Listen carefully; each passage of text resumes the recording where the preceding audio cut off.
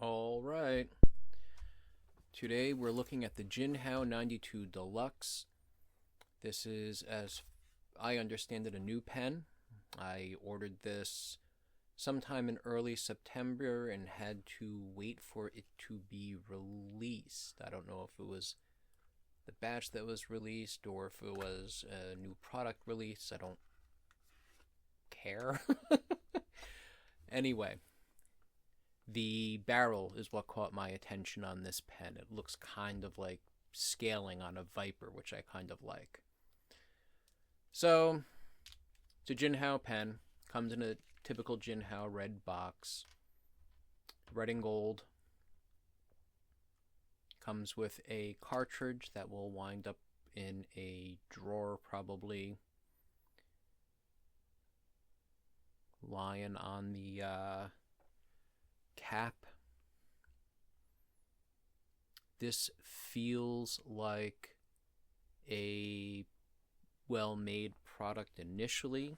The texturing on the barrel is nice. The branding is cleanly etched on the cap.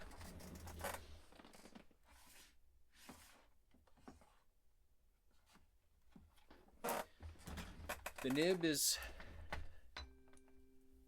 interesting. It's smaller than I would have expected.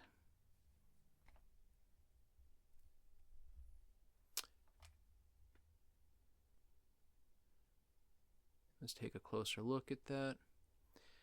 I think this is a fine nib. Fine nib. I would have been happier if this had had like a number 6 nib as opposed to whatever this is. The barrel and the section have metal threads. There's a washer around the section which helps it stay in place once attached to the barrel. Typical Jinhao converter that we've seen a bajillion times before. It's a halfway decent converter. The nib itself is, it looks like a typical Jinhao nib. What strikes me about this pen is how the shape of the section and barrel reminds me of the Monteverde Ritma. Today we're going to ink this with Jinhao Red ink. I would like to say that that's because the barrel has that red scaling, but I did not put that level of thought into this. It was just the closest bottle. I'm only going to put a little bit of ink into this. I tend to wipe the mouth of the bottles and the inside of the cap sometime when inking a pen.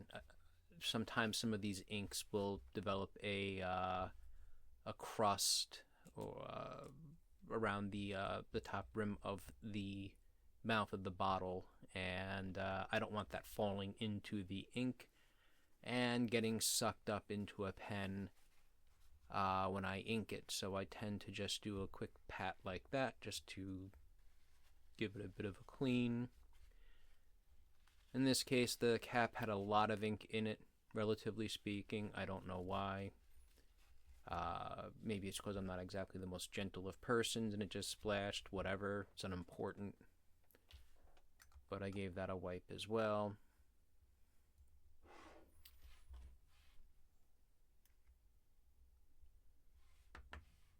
Just love how the light is caught on the barrel of this pen. Alright, let's get going with a writing sample.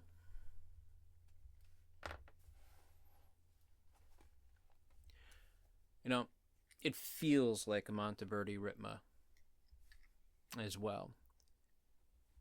Not just looking like one superficially.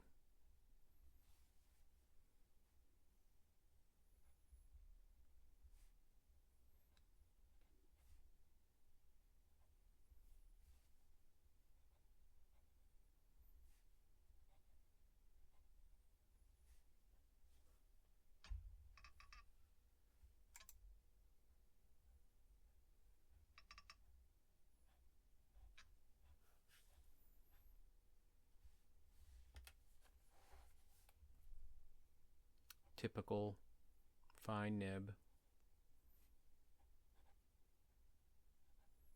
I know this ink isn't the most exciting, but I enjoy using it to mix. It tends to mix well, at least in my experience.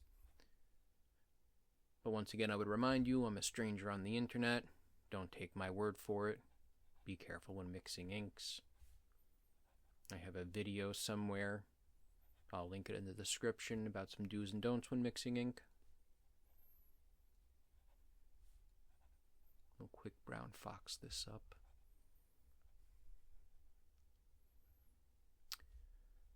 One thing I would note, sometimes these Jinhao nibs, especially the ones that were made in the last, let's say, year or so, they can be surprisingly good, especially with a small amount of tuning. And I think that Jinhao as a brand, their past legacy is something that haunts them, despite the quality improvement that we've seen from them in, I'm going to call it the last year, maybe it's the last 2 years. My introduction to them was in 9019, which is a wider, somewhat longer pen.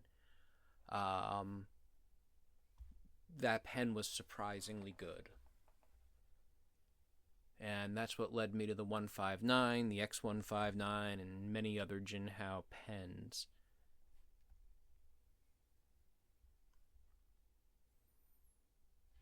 You know, I think the Monteverde Ritma has a nib of similar size. It might also be, what is this, a number 5? That pen might also use a number 5. It's been a couple of weeks since I've used one of my Ritmas.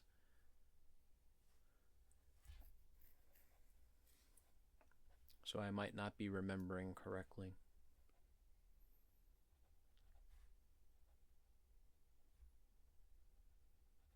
A bigger nib would have been nice on this.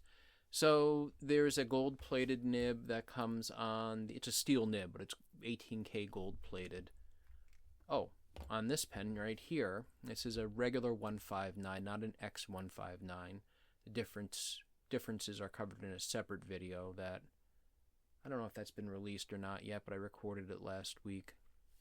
But you can see the size difference between a number 6, and I think this is a number 5 on the 92.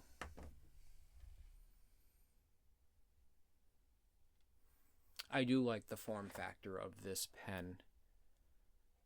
I liked it enough on the Ritma where I own a couple of those. You know, now that I think about it, Monteverde has provided me with some pretty good support post-sales. But the first Ritma I had, the nib needed a fair amount of tuning when I received it, whereas this specific Jinhao has, well, you watched me unbox it, received none yet. And I don't know that I feel that tuning is actually needed on this pen. There's some degree of feedback. I'm going to describe it as mechanical pencil, maybe drafting pencil type feedback, if that makes sense. Look at that scaling. Isn't it beautiful?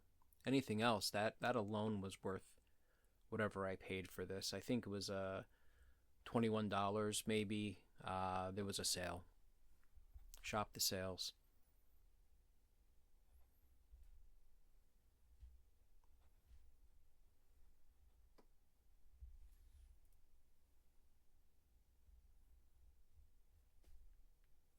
The texturing is nice, both on that ring around the base of the red and on the scaling. So let's compare size. Again, Jinhao 92 Deluxe, Jinhao 159, not the X159, about a half-inch longer. This is a Junlai